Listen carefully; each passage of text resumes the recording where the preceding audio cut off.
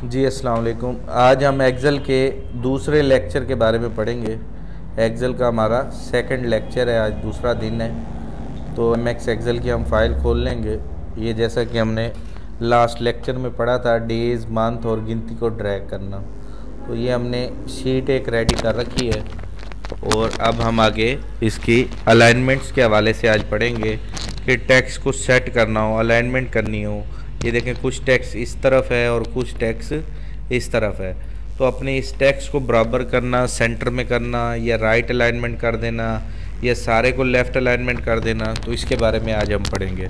तो अपने मतलूबा टेक्स्ट को सिलेक्ट करना, ये जो अंदर की तरफ से प्लस की सूरत में हम इधर करते हैं, इसको हम कहते हैं सिलेक्ट करना।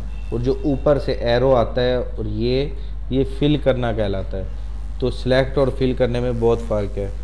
तो ये सिलेक्ट करने के बाद ये टेक्स्ट सेलेक्ट कर लिया और उसके बाद अब हम अपना मतलूबा काम जो भी करना हो उसके मुताबिक करेंगे। ठीक है, ये अलाइनमेंट्स हैं। ये एमएस वर्ड में भी आपने पढ़ी थी। लेफ़्ट अलाइनमेंट लेफ़्ट साइड पे हो गई, ये देखें गिनती चेंज हो गई। सेंटर अलाइनमेंट सेंटर में टेक्स्ट हो गया सारा। राइट अलाइनमेंट राइट साइड पे हो गया। अब एक्सेल में हमारी कुछ अलाइनमेंट्स और हैं, 3 और अलाइनमेंट्स हैं। ये मैं डेस्क को थोड़ा सा खुला करता हूँ ताकि आपको एक्सप्लेन सही हो सके। अच्छा, ये मैंने थोड़ा सा खुला किया और ये मैं अपना मतलूबा टेक्स्ट सारा सिलेक्ट करता हूँ, मैं ऊपर आ जाता हूँ। अब देखें, इस टाइम जो टेक्स्ट है बॉटम पर है। बॉटम कहते हैं नीचे वाले हिस्से पे। ठीक है, ये बॉटम अलाइनमेंट है, मतलब कि नीचे तय के साथ लगा हुआ है। ये सेंटर अलाइनमेंट है, इस सेल के सेंटर में लगा हुआ है टेक्स्ट, इसे हम कहते हैं सेंटर अलाइनमेंट।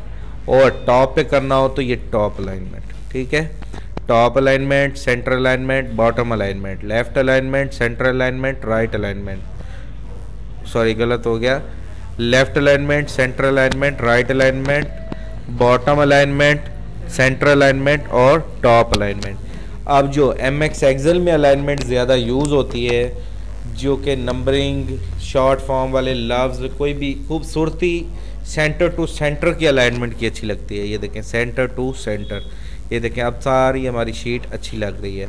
ठीक है, तो इस अमल को हम कहते हैं अलाइनमेंट करना, अपने टेक्स्ट को सेट करना। उम्मीद है आपको इसके बारे में समझ आ गई होगी।